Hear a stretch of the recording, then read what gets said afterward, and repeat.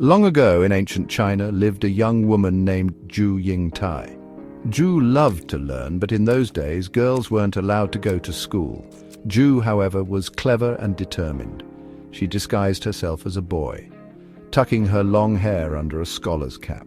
She then set off on a journey to the famous Confucius Academy, her heart full of hope and a little bit of fear. At the academy, she called herself Brother Zhu.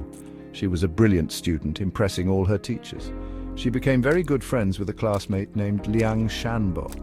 Liang was a kind and gentle soul. They both loved learning, and that brought them together. Days turned into months, and months into years.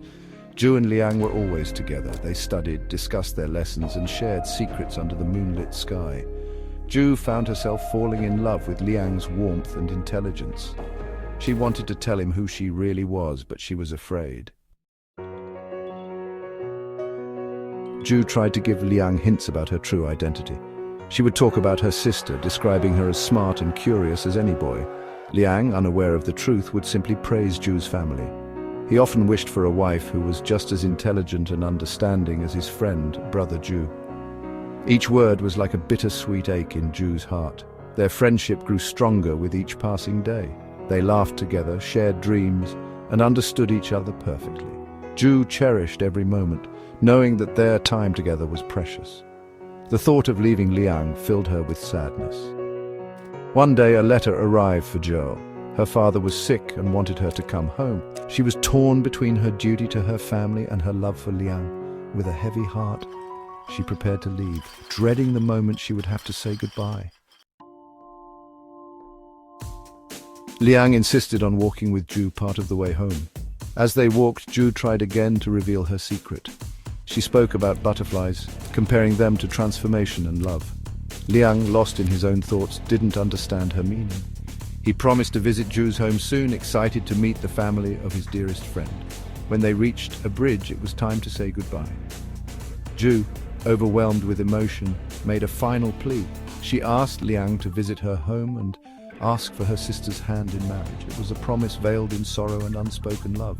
Liang, touched by his friend's concern, agreed without hesitation.